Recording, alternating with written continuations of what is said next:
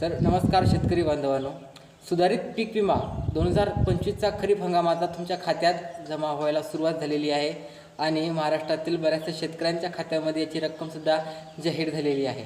तरी शेतकऱ्यांसाठी ही आनंदाची बातमी की मी तुम्हाला सांगितलं होतं की राज्यामध्ये काही दिवसातच आपल्या खात्यामध्ये सुधारित पीक विमा हा जमा होणार आहे आणि तसंच झालं, तुमच्या खात्यामध्ये सुधारित पीक विमा आता जमा होण्यास सुरुवात झालेली आहे। तरी पण काही शेतकरी असे आहेत, तर काही जिल्हे असे आहेत की ज्यांना अजूनही या योजनेसंदर्भात माहिती नाही आहे किंवा तुमच्या खात्यामध्ये अजूनही पैसे जमा झालेले नाही आहेत। तर हा व्हिडिओ तुमच्यासाठीच आहे की तुम्ही कसं चेक करू शकता तुम्हाला पैसे कधी मिळणार आहेत, किती मिळणार, काय कसं सर्व डिटेलमध्ये तुम्हाला अपडेट सांगूया। तुम्ही चॅनलवर नवीन असाल तर आपल्या चॅनलला सबस्क्राईब करा आणि बेल आयकॉनवरती सेट करा, कारण की अशा अपडेट तुम्हाला सर्वप्रथम या चॅनलवरती पाहायला मिळतात। तर मित्रांनो, सुधारित पीक विमा खरीप हंगामाचा 2025 मधला याची अंमलबजावणी राज्य सरकारनं मागील काही महिन्यामध्ये चालू केलेली होती आणि आता शेतकऱ्यांच्या खात्यात त्याची इन्स्टॉलमेंट भरणं सुरू झालेलं आहे।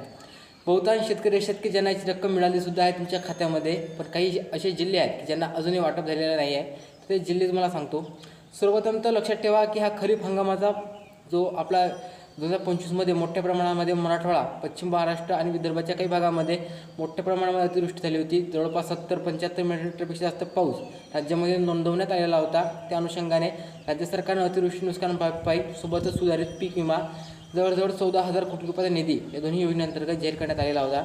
अतिवृष्टी संदर्भाचा निधी शेतकऱ्यांना तेव्हाच 1 महिन्यानंतर जाहीर झाला। मात्र पीक विम्याला कंपन्यांनी थोडा विलंब केला। कंपन्यांचे अहवाल सादर करणे आणि सरकारचं कंपन्यांवरती दबाव टाकणं या सर्व गोष्टींचं मित्रांनो आज उद्या शेतकऱ्यांच्या खात्यामध्ये ती रक्कम जमा करण्यात आली आणि कंपन्यांमार्फत ही रक्कम शेतकऱ्यांच्या खात्यामध्ये जाहीर करण्यात आली। हा पीक विमा फक्त महाराष्ट्र राज्यातील ते शेतकऱ्यांना जाहीर झाला ज्यांनी पीक विमा पॉलिसी फाडलेली असेल। तुम्ही जर पीक विम्याची पावती फाडली असेल, म्हणजे पीक विमा फाडणं गरजेचं राहणार तुम्हाला पीक विमा मिळण्यासाठी, तरच तुम्हाला याचा लाभ होणार। कारण की आपण पाहिलं की अतिवृष्टी नुकसान भरपाई त्याही शेतकऱ्यांना मिळाली ज्यांनी पीक विमा फाडलेला नव्हता, परंतु पीक विम्याची जी रक्कम आहे ते फक्त त्याच शेतकऱ्यांना मिळणार आहे ज्यांनी पीक विम्याची पॉलिसी फाडलेली होती। जेव्हा पॉलिसी नंबर असणं अनिवार्य आहे मित्रांनो। तुम्ही हे चेक कसं करू शकता की तुम्हाला पीक विमा मंजूर झालेला आहे की नाही, तुमच्या सर्कलमध्ये किती पीक विमा मंजूर झालेला आहे हे पाहण्याचं एक चांगलं उदाहरण मी तुम्हाला 2 नंबर देतो मित्रांनो। एक नंबर तुम्ही व्हॉट्सअपवर तुम्ही चॅट करू शकता रजिस्टर मोबाईल नंबरवरून, आणि तुमच्याकडे रजिस्टर मोबाईल नंबर नसेल तर तुम्ही चॅट करू शकता।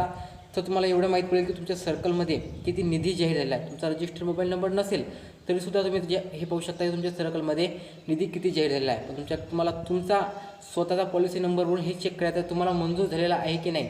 तुम्हाला याच्यासाठी तुमचा रजिस्टर मोबाईल नंबरवरून व्हॉट्सअपवर चॅट करणं गरजेचं राहणार आहे। त्यासाठी तुम्हाला तो नंबर देतो, त्यावरती तुम्ही चॅट करा। स्टेटस क्लेमवरती जर चेक करता तर त्या ठिकाणी डिटेल व्हिडिओ मी तुम्हाला एक बनवून देणार आहोत। तर एक कॉलसाठी नंबरसुद्धा देतो। मला व्हॉट्सअपवरती चॅट येत नसेल तर त्या 4 अंकी एक नंबर आहे, त्या नंबरवरती कॉल करून सुद्धा तुम्ही माहिती घेऊ शकता की तुमचा पीक विमा हा अवेटेड आहे, रिवर्ट झालेला आहे किंवा कॅन्सल झाला किंवा अप्रूव्ड झाला हे तुम्हाला माहीत पडणार आहे।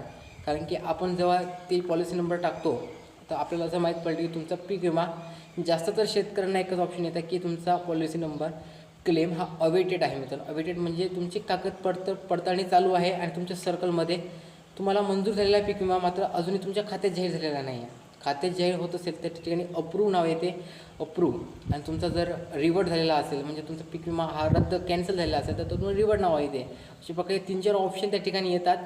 हे 3-4 ऑप्शनपैकी तुमचं कोणतं ऑप्शन येते मी तुम्ही कमेंटमध्ये सांगू शकता मला, मी तुम्हाला त्यावरती नक्कीच उपाय सुचवणार आहे। तर लक्षात ठेवा, महाराष्ट्रातील बहुतांश जिल्ह्यामध्ये याची रक्कम वितरणास काल परवापासून सुरुवात झालेली आहे। खूप सारे शेतकऱ्यांना याचा लाभ सुद्धा झालेला आहे। मात्र काही अवेटेड असेल किंवा रिवर्टेड असेल या ऑप्शनमुळे शेतकरी या ठिकाणी अपात्र राहत आहेत। तर त्याचाही उपाय राज्य सरकार लवकरात लवकर करणार आहे। यासाठी KYCची अट राज्य सरकार लवकरच टाकणार आहे, ज्यांनी सर्व पॉलिसीधारक शेतकऱ्यांना याचा लाभ होणार आहे।